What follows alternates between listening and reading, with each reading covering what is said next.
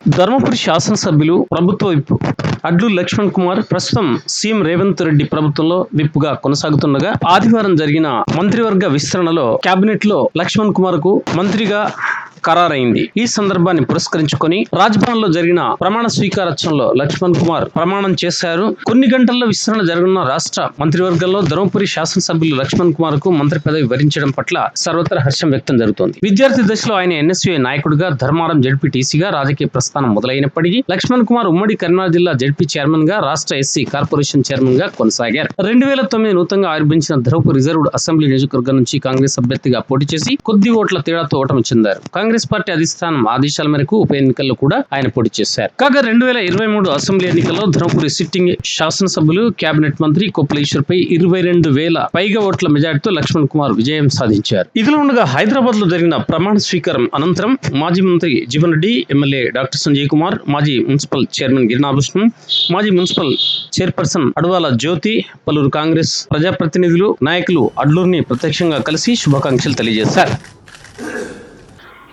శ్రీ అడ్లూరి లక్ష్మణ్ కుమార్ గారు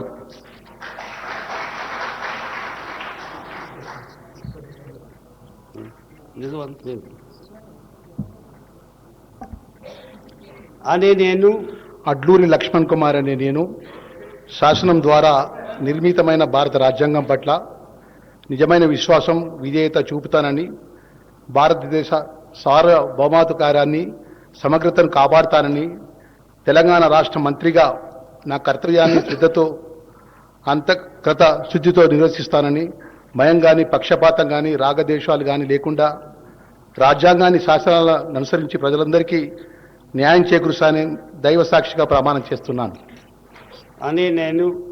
నేను అడ్లూరి లక్ష్మణ్ కుమార్ అనే నేను తెలంగాణ రాష్ట్ర మంత్రిగా నా పరిశీలనకు వచ్చినా లేదా నాకు తెలియవచ్చినా ఏ విషయాన్ని, కర్తవ్యాలను సక్రమంగా నిర్వహిస్తానని, అవసరమైన మేరకు తప్ప ప్రత్యక్షంగా కానీ పరోక్షంగా కానీ ఏ వ్యక్తికి లేదా వ్యక్తులకు తెలియపరచనని లేదా వెల్లడించనని దైవ సాక్షిగా ప్రమాణం చేస్తున్నాను.